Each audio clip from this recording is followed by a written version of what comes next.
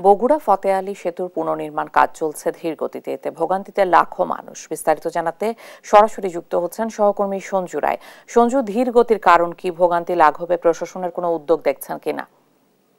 ইশিকা, পূর্ব বগুড়ার লাখো মানুষের যাতায়াতের একমাত্র মাধ্যম এই ফতে আলী সেতু।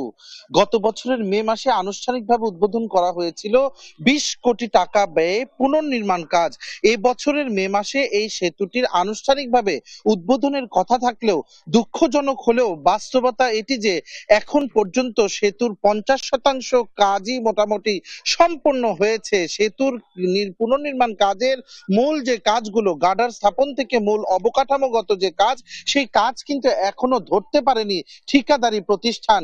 20 কোটি টাকা ব্যয় কিন্তু সেতু নির্মাণের খরচ ধরা হলেও জমির ঠিকাদারি প্রতিষ্ঠান থেকে শুরু করে সড়ক বিভাগ শুরুতে যেটি বলার চেষ্টা করছিল যে ভূমি অধিগ্রহণ জটিলতা এবং মাটির নিচে যে পাথরের লেয়ার তা ভেদে কিন্তু তাদের একটি বড় সময় চলে গেছে এই পুনর্নির্মাণ কাজে। কিন্তু সেই জটিলতাগুলো দূর হলেও সাধারণ মানুষের একমাত্র অবলম্বন হিসেবে খ্যাত এই ফতে আলী সেতু, যে সেতু দিয়ে বগুড়ার 4টি উপজেলা গাবতলী, সারিয়াকান্দি, সোনাতলা, ধনুর সদরের একাংশ সহ জামালপুরের অনেক উপজেলার মানুষ কিন্তু এই সেতু দিয়ে প্রতিদিন পারাপার হয়। এবং শুরু থেকে যে বিষয়টি আলোচনায় ছিল তা হলো যে এই সেতুর পাশে কোনো স্থায়ী বিকল্প সেতু নির্মাণ না করে ঝুঁকিপূর্ণ একটি নড়বড়ে বাঁশের সাঁকোর অবলম্বনে কিন্তু প্রায় 1 বছর ধরে লাখো মানুষ ঝুঁকি নিয়ে পারাপার করে যাচ্ছে প্রতিদিন। আজ সকাল থেকে বৃষ্টি হচ্ছে এই বগুড়ায়, এবং এই বৃষ্টি যে পিচ্ছিল অবস্থার মাঝে সাধারণ মানুষ ঝুঁকি নিয়ে সেই বাঁশের নড়বড়ে সেতু পার হচ্ছে, এই দৃশ্য আসলে কতটুকু ভোগান্তির এটি আসলে বলে শেষ করা যাবে না। এবং এই সেতুর পুনর্নির্মাণ কাজ আসলে কবে শেষ হবে এ নিয়ে সড়ক বিভাগের কর্মকর্তাদের সাথেও বারংবার মুঠোফোনে যোগাযোগের চেষ্টা করা হলেও তাদের কিন্তু কোনো রেসপন্স পাওয়া যায়নি। আজকে কিন্তু আমরা এখানে এসে এখানে যারা কর্মরত কর্মী আছে তাদের সাথে কথা বলার পর জানতে পারলাম যে তারা যেটি জানাচ্ছে যে ইতিমধ্যেই যে পাইলের কাজগুলো ছিল তা কিন্তু সম্পন্ন হয়েছে।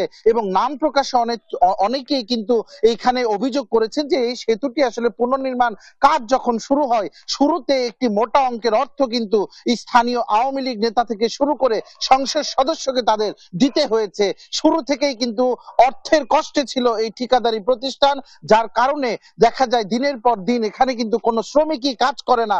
হাতে গোনা 5 থেকে 6 জন শ্রমিক নিয়ে এটা আসলে লোক দেখানো একটা উপহাস করা হচ্ছে এই পূর্ব বগুড়ার মানুষের।